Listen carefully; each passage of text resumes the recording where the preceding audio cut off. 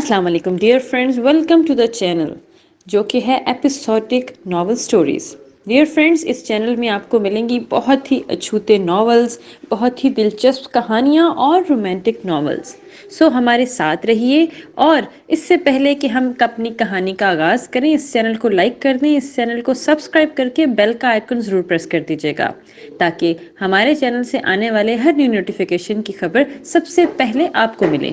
بھائی، uncle, aunty, please جلدی آئیے، مسکان آئی ہے، ہماری مسکان۔ اقرا نے مسکان جو گھر میں داخل ہوتے ہوئے دیکھا تو سب کو آواز دی اور مسکان کو گلے لگایا۔ سب بھاگتے ہوئے ہال میں داخل ہوتے تو مسکان اور ان کے ساتھ کھڑی نازیہ کو دیکھ کر حیران رہ گئی۔ نازی، مسکان، میری بچی۔ حسن صاحب نے ان دونوں کو جا کر گلے لگایا۔ کہاں چلی گئی تھی میری پیاری گڑیا رانی؟ پتہ ہے نا میں کتنا اکیلا ہو گیا تھا، کتنا تڑپایا ہے تم نے مجھے ان دونوں کے لیے۔ حسن صاحب نے دونوں کو گلے لگاتے ہوئے کہا۔ ان تینوں کو روتا دیکھ کر باقی سب بھی رو رہے تھے۔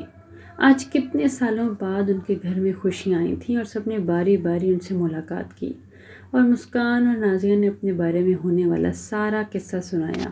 بھائی بولیے نا، نازیہ نے دوبارہ پوچھا۔ نازیہ بیٹا، وہ حسن صاحب ہاتھوں میں اپنا چہرہ لیے زور دراز طریقے سے بہت ہی زور سے دھاڑے مارتے ہوئے رو رہے تھے۔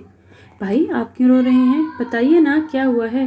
مشی پلیز میری بات سنو، ایک بار مجھ سے بات کرو، خدا کے لیے میں تمہارے آگے ہاتھ جوڑتا ہوں، میں بہت تڑپا ہوں تمہارے لیے، تمہیں ڈھونڈنے کے لیے دن رات ایک کر دیا تھا میں نے، آج اتنے سالوں کے بعد ملی ہو، پلیز میری ایک بات سن لو، میں ہاتھ جوڑتا ہوں تمہارے آگے۔ مسکان جب کمرے میں داخل ہوئی تو ریان کمرے میں آیا اور اس کے سامنے ہاتھ جوڑتے ہوئے بولا، مجھے تم سے کوئی بات نہیں کرنی ریان، یہاں سے چلے جاؤ۔ مسکان نے اس کی طرف دیکھے بغیر جواب دیا، مشی تم اتنی سنگدل کیسے ہو سکتی ہو؟ تم تو میری وہ مسکان ہی نہیں رہی۔ ریان نے اپنی آنکھوں کے گرد آنے والے آنسوؤں کو صاف کرتے ہوئے کہا۔ مسکان نے اسے اس طرح روتے پہلی دفعہ دیکھا تھا، جس وجہ سے اس کا دل دکھا۔ اس کے آنسو دیکھ کر مسکان کمزور پڑنے لگی تھی۔ مشی، میں تم سے شادی کرنا چاہتا ہوں، پلیز مجھ سے شادی کر لو، میں تمہیں سب کچھ بتانا چاہتا ہوں۔ ریان نے اس کی طرف بے بسی سے دیکھ کر کہا، تم نے سمجھ کیا رکھا ہے خود کو؟ جب دل کیا اپنا لیا، جب دل کیا چھوڑ دیا۔ میں انسان ہوں ریان، کوئی کھلونا نہیں کہ جس کا دل کیا کھیل لیا، جب دل بھرا تو توڑ کر پھینک دیا۔ مسکان نے اسے غصے سے گھورتے ہوئے کہا، تو کیا لگتا ہے تمہیں میں مذاق کر رہا ہوں؟ ریان نے مسکان کا بازو پکڑتے ہوئے کہا جب وہ باہر جانے لگی۔ دیکھو ریان، میرا بازو چھوڑو۔ مسکان نے اس کی گرفت سے آنے والے بازو کو چھڑوانے کی کوشش کی، لیکن اس کی گرفت اتنی سخت تھی کہ وہ ناکام رہی۔ چھوڑ دوں گا، ایک بار میری آنکھوں میں آنکھیں ڈال کر میرے سر پر ہاتھ رکھ کر قسم کھاؤ کہ تم مجھ سے اب بھی محبت نہیں کرتی۔ ریان نے مسکان کو دیوار کے ساتھ کھڑا کر کے اس کے بازوؤں کو زور سے پکڑتے ہوئے کہا، ریان مجھے جانے دو۔ مسکان اب کی بار تو گھبرانے لگی تھی۔ نہیں، پہلے میرے سوال کا جواب دو۔ ریان کی سوئی ابھی بھی وہیں اٹکی ہوئی تھی۔ نہیں کرتی میں تم سے محبت، تمہاری شکل بھی نہیں دیکھنا چاہتی۔ مسکان اسے پیچھے دھکا دیتے ہوئے کہا جو سیدھا بیڈ پر گرنے والے انداز میں بیٹھا، تو تم بھی سن لو مشی، تم صرف میری ہو، میں تمہیں ایک بار کھو چکا ہوں اور دوبارہ نہیں کھونا چاہتا۔ اب کی بار تم میری نہ ہوئی نا تو میں موت کو گلے لگاؤں گا۔ جب مسکان باہر جانے کے لیے مڑی تو ریان نے زور سے چلاتے ہوئے کہا، تو میری بھی ضد ہے ریان، میں کبھی تمہیں نہیں ملوں گی، جو کرنا ہے کر لو، اب تمہاری کسی دھمکی سے ڈرنے والی نہیں۔ جب تمہارے پاس وقت تھا مجھے اس وقت تم نے اکیلا تڑپنے کے لیے چھوڑ دیا، اب تمہیں احساس ہو گیا ہے تو تم آ گئے ہو مجھ پر اپنانے کے لیے اپنا گھونس، لیکن میں بھی اتنی گری پڑی نہیں ہوں کہ ٹھکرانے کے بعد تمہارے پاس آ جاؤں گی۔ مسکان آخری الفاظ غصے میں بول کر باہر چلی گئی تھی۔ ریان ویسے ہی بیٹھا آنکھوں میں آنسو لیے بیٹھا ہوا تھا۔ تم نہیں جانتی مشی کہ میں تم سے کتنی محبت کرتا ہوں اور ہمیشہ کرتا رہوں گا۔ دیکھو حاشر، میں اب کچھ نہیں سننا چاہتی، بہت برداشت کر لیا، میں مسکان کو سب سچ سچ بتانے جا رہی ہوں، ورنہ یہ دونوں پھر ایک دوسرے کے لیے ایسے ہی تڑپتے رہیں گے اور مسکان ریان بھائی کو ایسی غلط سمجھتی رہے گی۔ قسمت نے انہیں دوسرا موقع دیا ہے ایک ہونے کا، اور اب یہ موقع ہاتھ سے نہیں جانے دوں گی۔ اقرا نے جب مسکان اور ریان کی باتیں سنی تو اس نے کمرے میں آ کر حاشر سے کہا جو بیڈ پر ٹانگیں پھیلائے بیٹھا موبائل میں گیم کھیلنے میں مصروف تھا اور اقرا کی بات کا ہاں ہوں میں جواب دے رہا تھا، تمہیں کچھ سنائی دے رہا ہے؟ میں تم سے بات کر رہی ہوں۔ اقرا نے حاشر کے ہاتھ سے موبائل کھینچتے ہوئے کہا، ہاں تو جاؤ بتا دو، میرا دماغ کیوں کھا رہی ہو؟ تم جانا، تمہارے کام جانے، ویسے بھی تم نے شادی کی پہلی رات ہی مجھے منع کیا تھا کہ میں تمہاری کوئی بات نہ سنوں، نہ تم اب کیوں میرے سر کھا رہی ہو؟ بلکہ میرے دماغ کا دہی بنا رہی ہو۔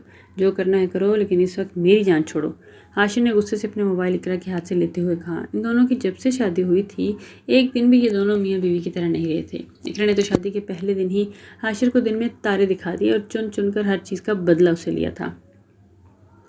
جب حاشر کمرے میں داخل ہوا تو اقرا بیڈ پر بیٹھی اپنی دلہن کا ڈریس چینج کرنے کے لیے سمپل سا شلوار قمیض پہنے اپنے بال کھولے بیٹھی تھی۔ یہ کیا کیا تم نے؟ حاشر جو اپنی دلہن کو جی بھر کے دیکھنے کے خواب دل میں لیے بیٹھا تھا داخل ہوا۔ اقرا کو اس حالت میں دیکھ کر اسے بہت غصہ آیا۔ اسے اقرا کی اسی حرکت سے امید نہ تھی کہ وہ یہ کرے گی۔ اسے یہی لگا تھا کہ شاید وہ بدل گئی ہے۔ کیا نظر نہیں آ رہا؟ چینج کیا ہے، مجھے گرمی لگ رہی تھی اس لیے چینج کر لیا، اقرا نے بڑی لاپرواہی سے کہا۔ تو تم میرا ویٹ نہیں کر سکتی تھی؟ اقرا نے ماتھے پر ہر بل ڈال کر گھورتے ہوئے حاشر کی طرف دیکھا، جو گولڈن کلر کی شلوانی میں ملبوس چہرے پر غصے کے تاثرات لیے اس کی طرف دیکھ رہا تھا۔ اوئے ہیلو، میں کوئی تمہارے لیے دلہن نہیں بنی تھی؟ اب میں فیملی ہیروئن کی طرح بیڈ پر لہنگا پھیلائے چہرے پر گھونگھٹ کے لیے تمہارا انتظار کرتی رہوں گی کیا؟ تم مجھ سے یہ ایکسپیکٹ کر رہے تھے؟ اقرا نے اس کی طرف چھٹکی طریقے سے دیکھا۔ اللہ کی بندی، اب میں تمہارا شوہر ہوں، کچھ عزت تو کر لو اپنے مزاج خدا کی۔ حاشر نے اس کی طرف دیکھتے ہوئے کہا۔ کیا دوبارہ بولو، اقرا نے ماتھے پہ بل ڈال کر اپنے کان اس کے نزدیک کرتے ہوئے کہا اور نہ سننے والے انداز میں۔ مجازی خدا؟ تم؟ ہا واٹ اے جوک۔ شکل دیکھیے اپنی، بنگالی باگا، امریکن بندر۔ مجھ سے امید مت رکھنا کسی چیز کی، اقرا نے اس کی طرف دیکھتے ہوئے آخری الفاظ پر زور دیتے ہوئے طنزیہ کہا تھا۔ اقرا کے اس انداز پر حاشر کا پارا آسمان تک چڑھ گیا تھا۔ تم سے تو بات کرنا ہی فضول ہے، مرو دفع ہو جاؤ کالی چڑیل میک اپ کی دکان، میں اور تمہارا کوئی رشتہ نہیں رہے گا میاں بیوی والا۔ حاشر کے منہ میں بھی جو آیا اس نے بول دیا، اس کا بس نہیں چل رہا تھا کہ اسے قتل کر دے۔ اوئے ہیلو، چلو اٹھو یہاں سے، تم یہاں نہیں سو سکتے۔ حاشر جب غصے سے بیڈ پر لیٹنے گیا تو اقرا نے تکیہ اپنی طرف کھینچتے ہوئے کہا، اب تم میرے کمرے میں بھی مجھ سے نکالو گی کیا؟ حاشر نے کھا جانے والی نظروں سے دیکھا جو دل ہی دل میں اسے بدلہ لے کر مسکرا رہی تھی۔ حاشر کچھ بولے بغیر اٹھا اور کمرے میں پڑے صوفے پر جا کر لیٹ گیا۔ اب آیا نا مزہ؟ تم دیکھو حاشر، میں کرتی کیا ہوں تمہارے ساتھ تم نے بہت ستایا تھا مجھے، اب میری باری ہے۔ اقرا زیر لب بولی اور مسکراتی ہوئی آرام سے لیٹ گئی۔ اقرا کی اسی حرکت کی وجہ سے حاشر اب اس کی کوئی بات نہیں سنتا تھا۔ 6 مہینے گزر چکے تھے ان کی شادی کو، لیکن ان کی نوک جھوک کبھی ختم نہیں ہوئی تھی۔ اس لیے جب اقرا مسکان اور ریان کی بات حاشر سے کرنی آئی تھی تو حاشر نے اس کی بات کا جواب نہیں دیا۔ مسکان، تم نے اچھا نہیں کیا ریان بھائی کے ساتھ، تم جانتی ہو کتنا تڑپے ہیں 9 سالوں میں وہ تمہارے لیے، دن رات ایک کر دی تھی تمہیں ڈھونڈنے کے لیے، اور تم نے کیا کیا؟ انہیں اتنا ذلیل کیا، اتنا دل دکھایا ان کا۔ مسکان جب گارڈن میں بیٹھی تھی تو اقرا نے آ کر اس کو پر بھڑکنا شروع کر دیا۔ تم اس کا ساتھ مت دو اقرا، تم اچھی طرح سے جانتی ہو کہ اس نے کیا کیا ہے میرے ساتھ، بیچ راستے میں مجھے چھوڑ دیا تھا۔ مسکان اپنے آنسو نہ روک پائی تھی اور روتے ہوئے بولی، نہیں مسکان، ایسا کچھ نہیں ہے جیسا تم سوچ رہی ہو، بھائی مجبور تھے۔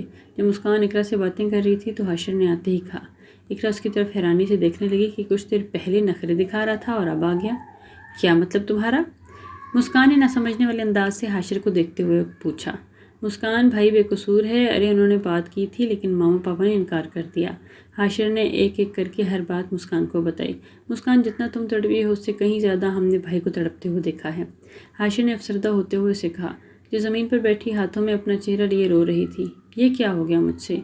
کتنا کہہ رہا تھا مجھ سے کہ ہمیشہ میری بات سن لو، لیکن میں نے اسے ذلیل کر دیا، ایک بات بھی نہیں سنی میں نے، اب میں اسے کیسے نظریں ملاؤں گی؟ مسکان اب روتے ہوئے بول رہی تھی۔ نہیں مسکان، ایسے مت رو، اس سے بات کرو، اقرا نے اپنی طرف متوجہ کرتے ہوئے کہا۔ مسکان بمشکل خود کو جو نارمل کرتے ہوئے کمرے میں ریان سے ملنے آئی تو وہ دروازے میں ہی ساکت ہو کے رہ گئی۔ جب اس کے سامنے دیکھا تو ریان زمین پر اوندے منہ پڑا تھا۔ ریان! مسکان نے زوردار چیخ ماری اور بھاگتی ہوئی زمین پر بے ہوش ہوئے ریان کو اٹھانے کی کوشش کی۔ اس نے ریان کا سر اپنی گود میں رکھا اور زور زور سے رونے لگی۔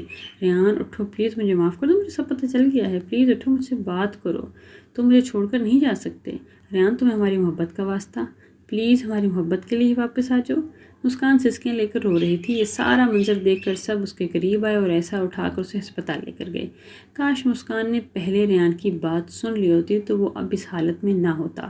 مسکان کتنی دیر تک وہاں ہی بیٹھی زمین پر روتی رہی۔ ریان کو ہسپتال لے کے جایا جا چکا تھا لیکن وہ وہاں ہی بیٹھی رو رہی تھی۔